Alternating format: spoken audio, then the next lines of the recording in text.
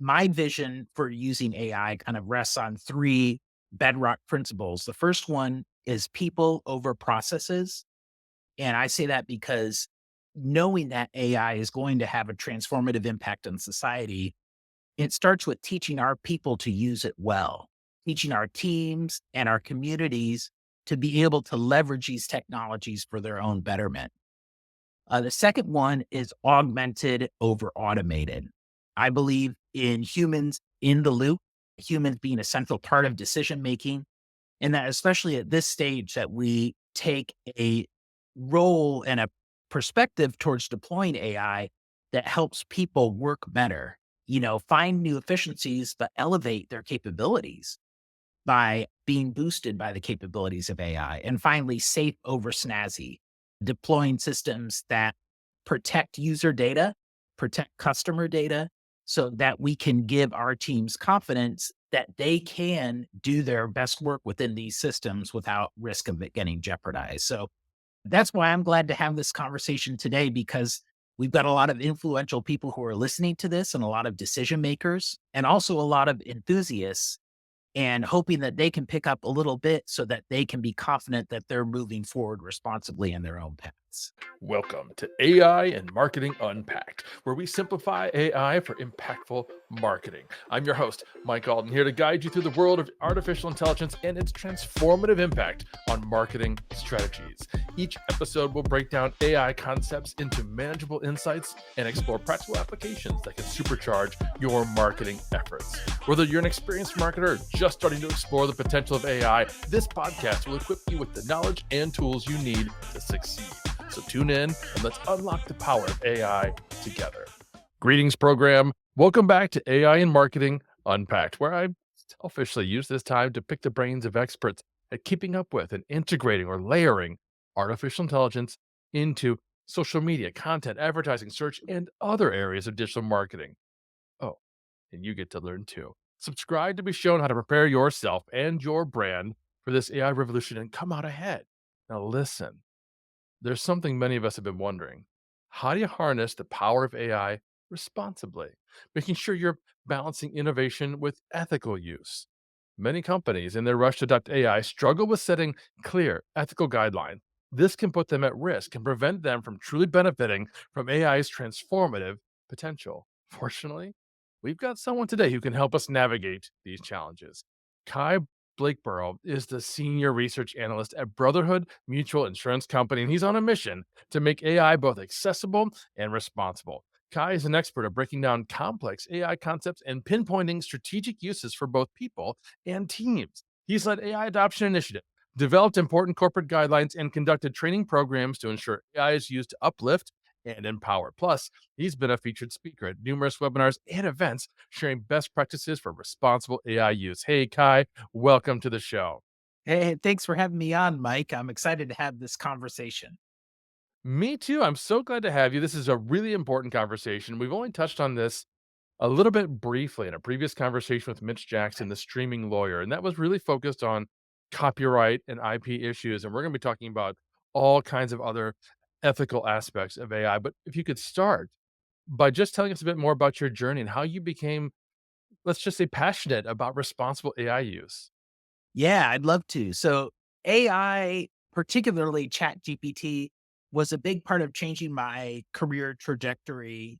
Back when ChatGPT was launched in December 2022, it was a wake up call for me because I don't have a technical background. I have a background in nonprofit communications and a little bit in the legal space as well. And so when I finally saw Chat GPT released to the public, it was my signal that, oh, there's something here and you don't have to have a technical background to make the most of it. But also along with it, there being something there, there was something that where I needed to realize that, wow, this has a huge transformative potential to change our society, either for good or for harm. And I've realized that as we look forward to AI, you know, I, I think about it this way, Mike. many of us who are millennials grew up with internet secondhand for the first time. The generations before millennials didn't really know what it was like to have internet access from the moment when we were kids. Then when we look at Gen Z, they grew up with social media secondhand. They didn't know a world without it. And this next generation to come, Gen Alpha, it's going to be the same way with generative AI. I think anybody listening to this podcast knows that it has the potential to transform the way that we work and the way that we can complete tasks and the way that we can connect knowledge. And so I see this, and this is already happening, but becoming a more ubiquitous part of our society and of our everyday lives. And so if we thinking about how we didn't really get it right with social media has caused as many problems as it solved. And now we have a chance to fix how we deploy a game changing and immersive technology for the next generation. And so the reason why it matters that we're talking about it now, and this is something I really realized very early on in my journey, is that the seeds we plant today into how we use AI will bloom into how the next generation experiences it in their everyday life because it's going to be embedded into society by the time they become adults. And so that matters not just for my kids, but for their kids and for our future communities and societies. The way we use AI today matters. And we have an opportunity to set the tone, even just as users of AI and as leaders who are figuring out how to deploy AI in order how to do that responsibly. So the my vision for using AI kind of rests on three bedrock principles. The first one is people over processes, and I say that because knowing that AI is going to have a transformative impact on society, it starts with teaching our people to use it well, teaching our teams and our communities to be able to leverage these technologies for their own betterment. The second one is augmented over automated. I believe in humans in the loop, humans being a central part of decision making, and that especially at this stage that we take a role and a perspective towards deploying AI that helps people work better, find new efficiencies, but elevate their capabilities by being boosted by the capabilities of AI. And finally, safe over snazzy, deploying systems that protect user data, protect customer data, so that we can give our teams confidence that they can do their best work within these systems without risk of it getting jeopardized. So that's why I'm glad to have this conversation today because we've got a lot of influential people who are listening to this and a lot of decision makers and also a lot of enthusiasts and hoping that they can pick up a little bit so that they can be confident that they're moving forward responsibly in their own paths. I don't know about all of you listening at home, but I was just nodding my head the entire time, Kai, that Ah, you were talking. Just to start off, your kind of eye-opening moment with AI was very similar to mine. That's why I've started this podcast. I came to this great. realization last year that AI is going to have this transformative effect, not only on all of society, but on myself, my colleagues in the marketing space. And I felt like I was behind from the start and I wanted to change that. And I know many of my colleagues are feeling that same way. So that's why we started the podcast. And then I continued to nod my head as you were talking about how we are at this point where we have an opportunity to positively impact how our children and our children's children adopt these kinds of new technologies and unlike social media, unlike some of the other technologies in the past. And then my heart was just singing when you were using alliteration throughout your description of your principles. Those were fantastic. But we're going to talk specifically about corporate guidelines and how Mhm. corporations, so many of you, like you said, are decision makers and key marketers in your organizations, and we want to help you with that. So what are some of those key components that organizations might want to consider if they want to develop some guidelines for how they're adopting and implementing AI internally?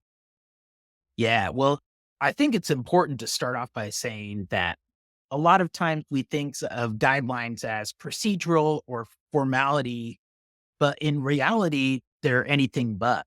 I was just looking over a Deloitte report from just this last quarter, that said, even as of June, there are only 23% of people who rated their organizations as highly prepared for the challenges of generative AI. And a good friend of mine once told me that guidelines were like brakes on a car. Guidelines, and I should say, and a good governance effort, because a lack of brakes is what holds you back from performing at your full speed. Because if you don't have brakes, you don't have a way to stop. So getting these in place sooner rather than later puts you ahead of the curve, makes you one of the 23% who is prepared for the challenges and not the mental math 77% who aren't. So I encourage organizations to kind of take three big pillars as foundations for their corporate AI guidelines. Number one is tools. So hopefully your teams are doing a part, taking the role of identifying, vetting AI tools, and ultimately creating a safe environment in which your employees can work with your business data without fear of data leakage or prompts being used to retrain models, anything like that. That's a well-known fear, but it's easily overcome if you vet tools that your employees can use in your workplace. And once you identify those tools, then it's about explaining how they should or should not use those tools appropriately. You want to ensure that those usage align with your company values, with company missions, and also that you're thinking through the unique uses that your teams might have with these AI tools. So recently I was doing a training and I asked people to raise their hands and say, how many of you have tried generative AI by now? And of course, 100% raised their hands. There wasn't a hand in the room that hadn't at least tinkered with ChatGPT or whatever tool they wanted to try.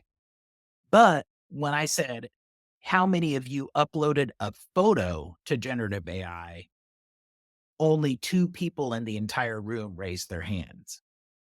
Wow. And that's critical to think about as we think about corporate AI guidelines, because it's not just text generation. Now, I will say there weren't a lot of marketing people in that room, so that might be why there was such a low Yeah. percentage. But of course, there are different risks with image, with video, with audio. And if you're sending out guidelines, you need to think about how to safeguard your teams and your company from the risks of each of those modes of these multimodal tools that are coming out. So saying how you can and how you can't and how you can protect yourself is really important. And then, of course, in addition with the tools and usage, you want to let people know what governance framework you have in place and what their role is within that governance framework. So one of the things that we've talked about is informing your manager when you've produced something that has been aided by AI, especially if it's going to be consumed by customers, so that there can be that extra level of scrutiny to make sure that everything's there, everything's correct. Of course, also you have the duty of every employee is to take responsibility for their own output and to verify information that they're relying upon factually. So getting into those duties that your team will carry out and also what you expect of employees and managers and other stakeholders to make sure that the guidelines are enforced consistently. Those are huge points, and again, I'm gonna reference that previous episode we did with Mitch Jackson. Folks, I'll link to that in the show notes because Yeah, for particularly if sure. you're a marketing agency and you're creating content on behalf of clients, there's some really critical considerations and usage Yes. guidelines that you need to have in place so that you're not generating entire ebooks using ChatGPT and passing them off to clients to use. As so the generation that's gonna cause problems, folks, I guarantee you, but can you walk us, Kai, through the process of developing these kinds of guidelines? If I'm an organization, I have nothing in place today, but I wanna have some things because I know, at least anecdotally, some of my employees have used ChatGPT. Maybe I've seen some Yeah. expense reports that they're paying for it, but we don't have anything in place as a company. Where would we start? Yeah. I think you really want to start with those foundational principles that we talked about, because once you think about tools, appropriate uses, and how are we going to enforce this policy, that really lays the groundwork for creating those guidelines. And I think a big part of that process is asking the right questions and really thinking about it from both sides of the coins, from an opportunistic and a safe posture. So thinking through questions like, how do we think AI could help us advance our mission? Not just, and then how can AI not just help us save time, but add value to our clients and to our customers? What do ideal and poor uses of AI look like? What obligations do we owe our clients who we're serving? What regulatory requirements might apply to our industry that might be especially important for those of your audience who works in like a health field or insurance field, financial field, or serves those type of clients. So asking those questions and getting that information is key. And then contextualizing those, as we talked about earlier, to understand that those look different based on the tools that are being used. So if you're using audio generation or video generation tools and there's people involved, that you want to make sure that you have their consent to produce something in their likeness. Obviously that's 101, and considering whether you want to advise your team to watermark or caption that things are AI generated. Mike, I bet that the other speaker that you mentioned also had some thoughts on that as well. But ultimately, it's a conversation that needs to involve leadership and needs to make sure that it starts from purpose and goes into those foundational principles and let everything else grow up from there. Love that approach. That too is something we've touched on previous episodes. Thinking about what it is that you want to accomplish ultimately, and then deciding when or even if AI can be applicable and Right. helpful to that destination. It may not be the best route that you could Yeah. go. And if we're thinking about that, that means we're kind of thinking about the practicality of using AI. And I want to talk about the practicality of guidelines. How do we make sure that they're practical, but also at the same time adaptable? Because as we both know, AI is constantly changing. We've already mentioned several different tools in this call, and we're only 15 minutes in. There's a lot that's happening. How do we ensure that those guidelines can be useful beyond just today?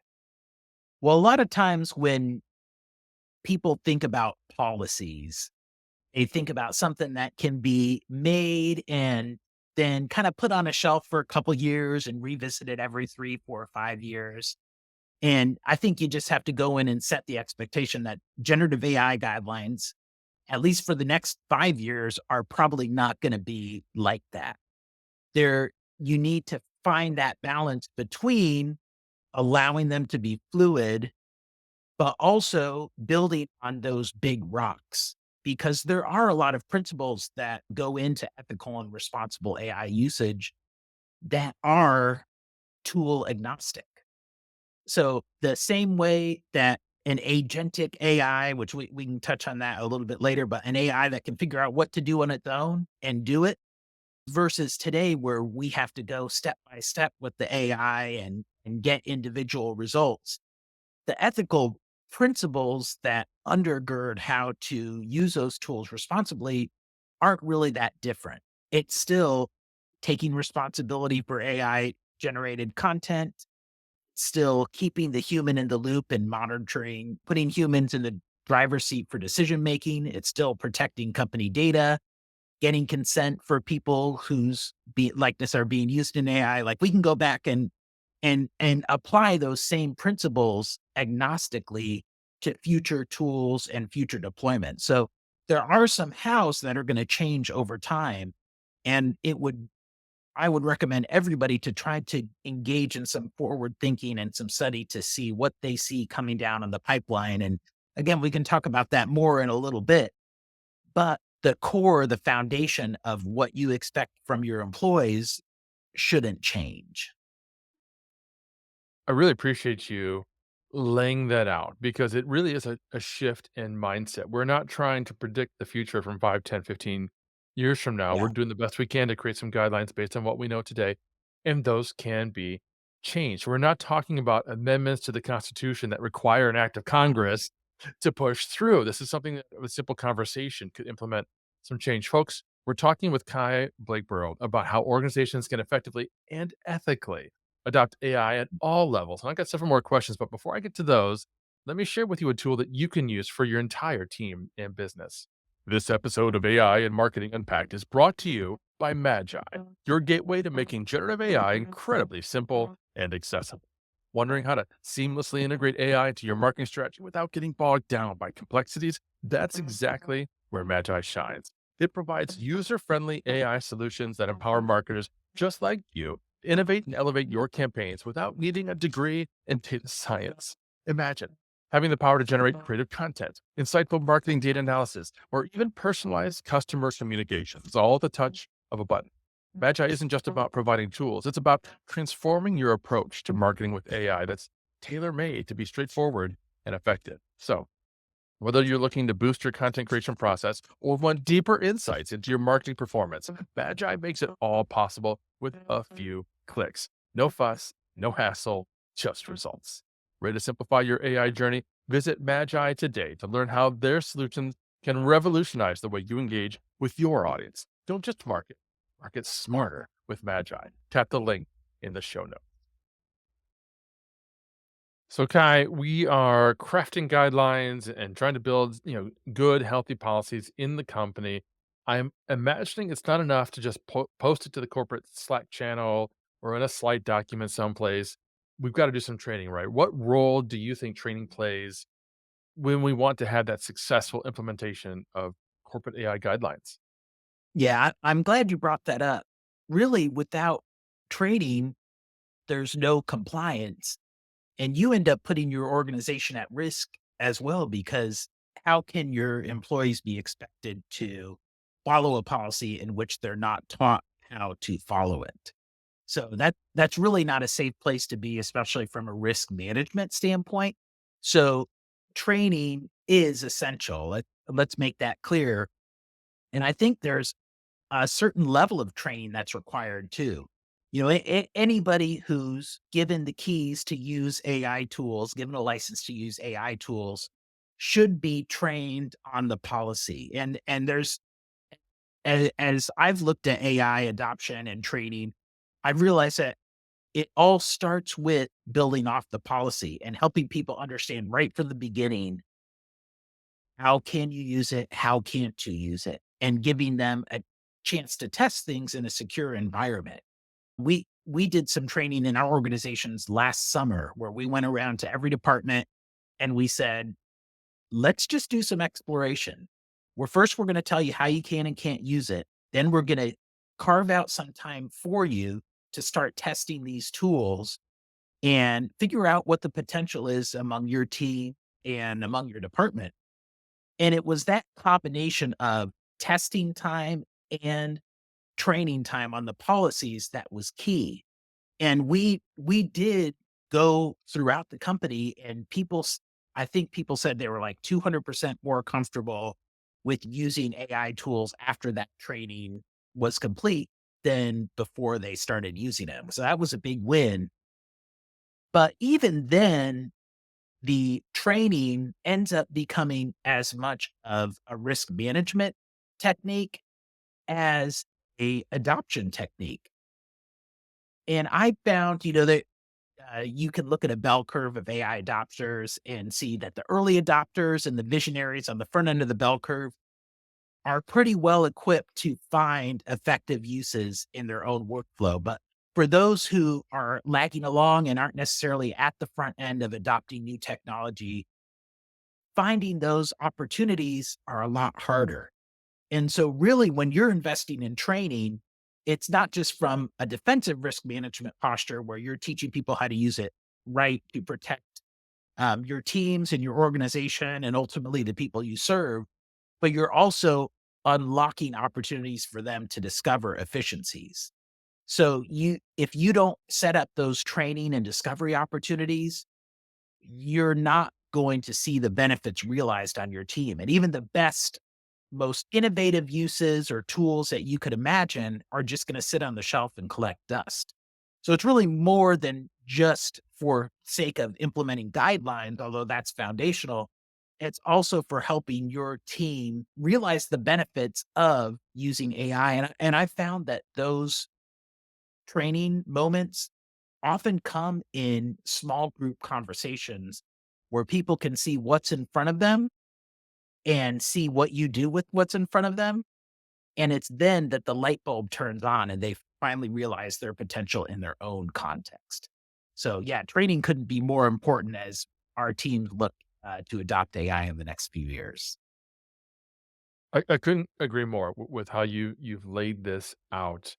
It's something that we talk about a lot actually on the show, even on my social Good. media channels, about how it's so important to have use cases, examples. How do we use AI? What kinds of prompts do we have and that sort of thing? Because it's not its own tool. This isn't Canva where you know going into it, I'm going to use this to create graphical assets of some kind. As Robert Rose put it, it's more like electricity, where it's just part Uh-huh. of everything.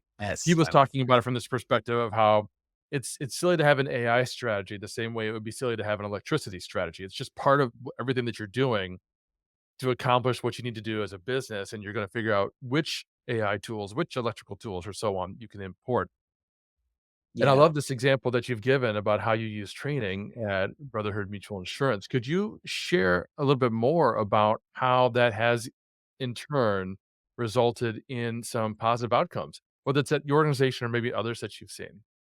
Yeah, I'll share a couple of examples that and as I do, I think that one of the principal benefits of AI is connecting people to knowledge. I really think that any employer, any team leader, one of the first questions they should be asking about how to use AI is, how can I empower my employees with knowledge they currently have difficulty accessing or don't know how to access, or maybe there's some wisdom hidden in the minds of a few seasoned employees that just isn't is siloed off from everybody else. And so both in my personal work and in my work at Brotherhood, I've really championed use cases that accomplish that core objective is to connect people to knowledge. So we one of the ways that I've done that personally is by creating a custom GPT for job seekers. It's a career coach, a career advisory board, because I've found that one of the best practices for AI is to bring in multiple perspectives to the conversation. And so how this GPT is designed is that you can upload details from your resume, from your LinkedIn profile, from kind of your career highlights or anything that makes you you, and the GPT will ask a couple of questions. And then you can have an advisory board that says anything from, hey, I need to write a LinkedIn post for this audience to increase my thought leadership, or give me ideas for a podcast to start, or help me write an email to my boss about future growth opportunities, or even searching for a new job. So that's kind of the concept of up uploading knowledge about you that you can then draw from to get hyper tailored answers based on your own journey. And we've been able to do something similar to that within my organization, where the organization that I work for has been around for over 100 years. It's a legacy company. And so there's lots of deeply held wisdom about how best to serve our policyholders. So we were able to, in an internal deployment, make some of that knowledge available to our employees. So we break down those silos and we give people knowledge to the knowledge that they need to thrive. And what lots of studies have shown, not just our organization, is that when you can connect people to knowledge, it helps people do their work faster. It helps them discover new insights, but also it boosts the performance level of those low performers. So it's really a win across the board and creates a culture of continuous improvement for your team. So that's why we've heard a lot of gratitude for those use cases being made available.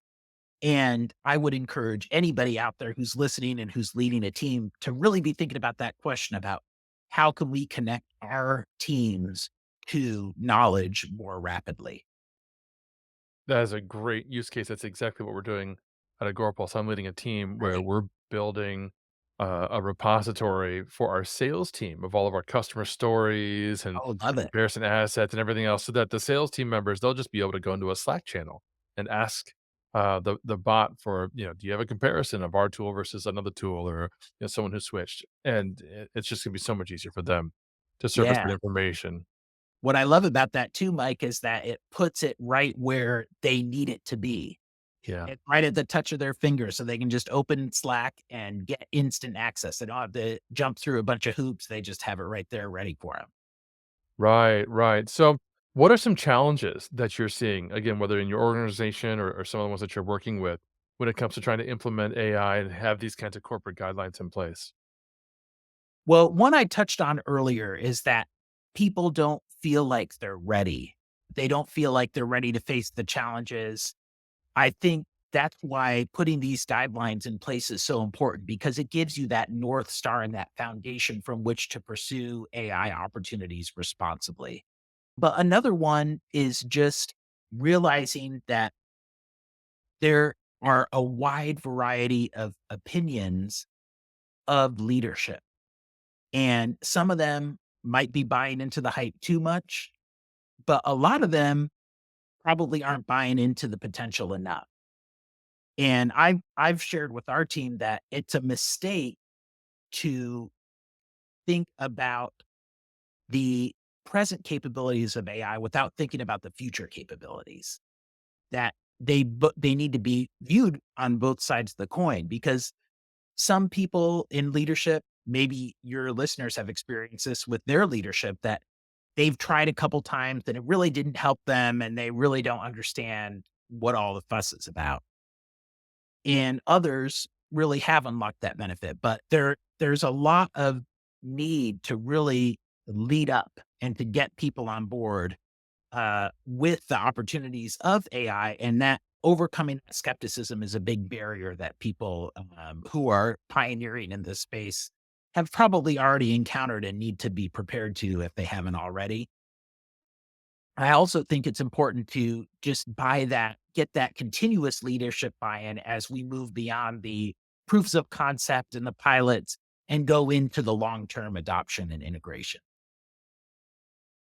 Could you say a little bit more about how important leadership it is, not just in getting it started and implementing, but having this culture of responsible AI use? Because I think it goes beyond simply telling me this is how you can use AI and this is how you shouldn't use AI. Because as we've already talked about, it's not just a tool, right? It's something that's pervasive. There are AI tools, but there are also AI features built into pretty much every tool that we're using, particularly in marketing today. It's like every tool has AI in some respect. And I think it's kind of important for individual employees to understand how to be responsible with AI. And so I'm wondering how important leadership is in that perspective.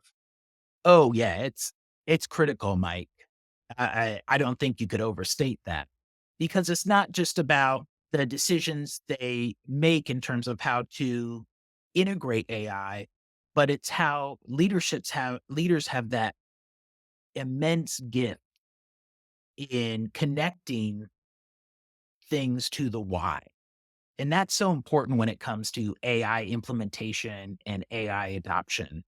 There's a lot of fears among employees about what effect AI will have on their teams, on how they work, on the future of work, and how it impacts our society. So to have leadership come out and say, this is how we want to integrate AI, and this is why, it helps the employees feel more validated in terms of their place on the team and how they are valued for the work that they produce and how uh, what I would advocate for is that AI helps empower the employees to do more and increase their capability.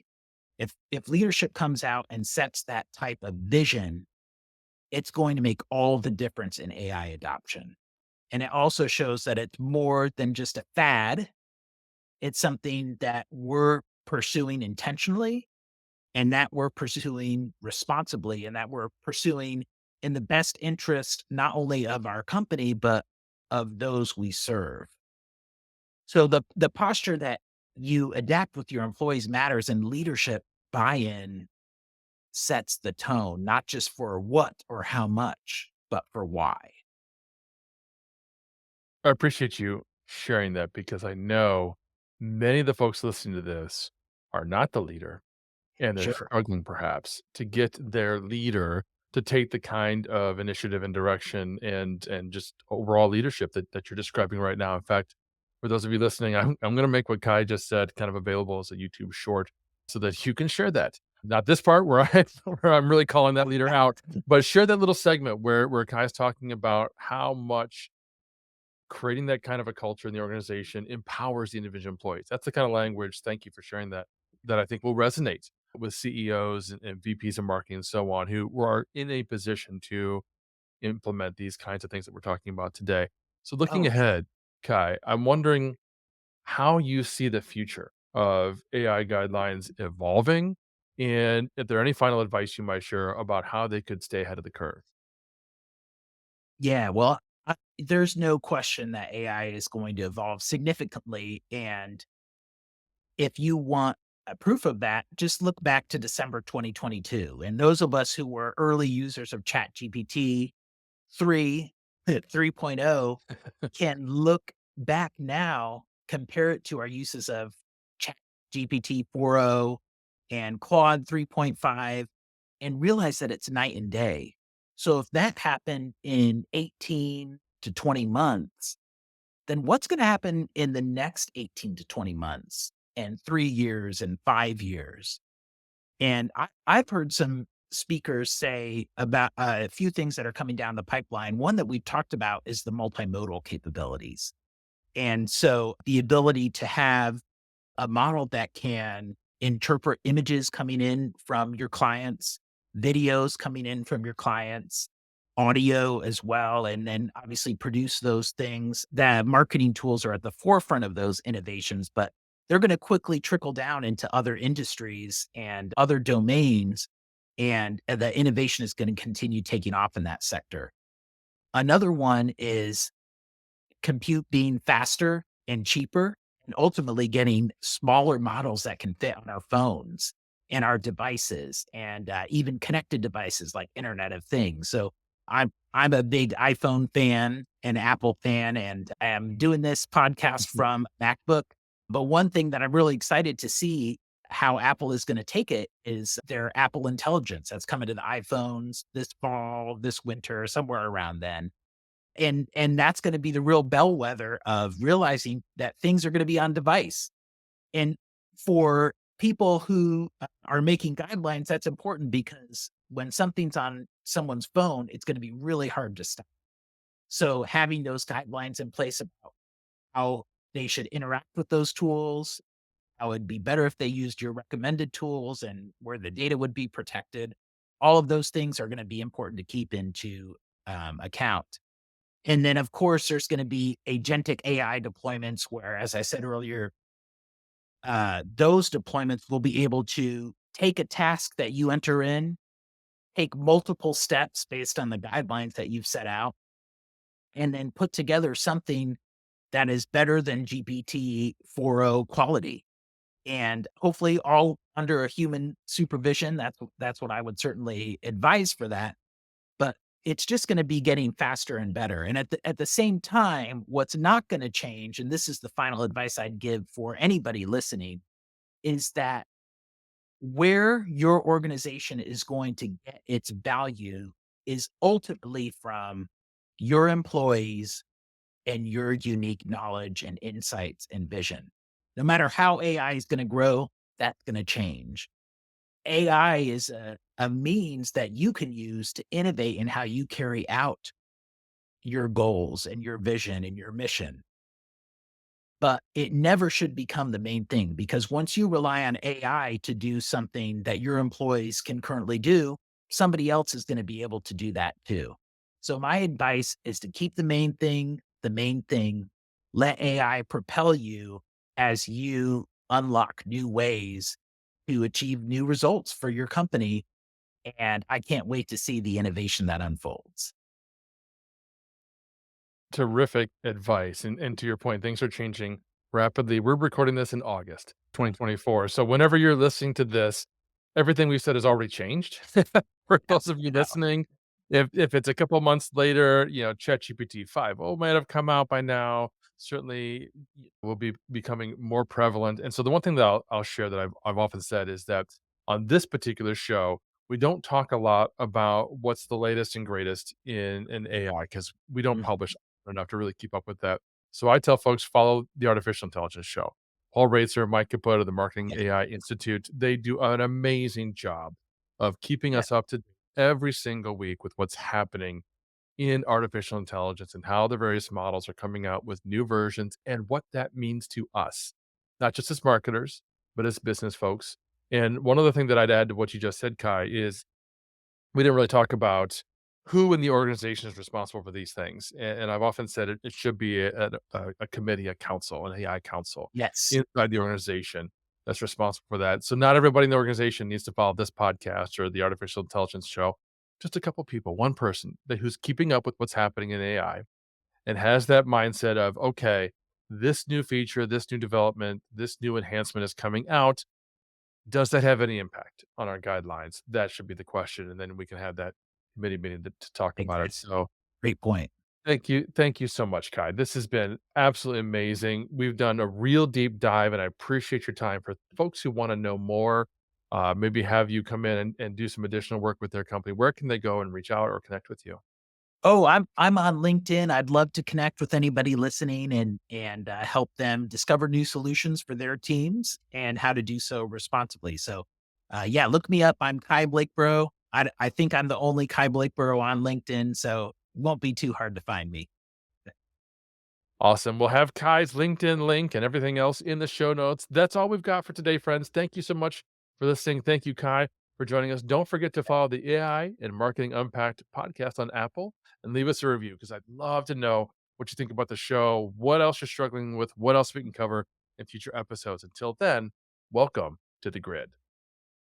Thanks for joining us on AI and Marketing Unpacked. I hope today's episode has inspired you and given you actionable insights to integrate AI into your marketing strategies. If you enjoyed the show, please subscribe on your favorite podcast platform and consider leaving a review. We'd love to hear your thoughts and answer any questions you might have. Don't forget to join us next time as we continue to simplify AI and help you make a real impact in your marketing efforts. Until then, keep innovating and see just how far AI can take your market. Thank you for listening and have a fantastic day.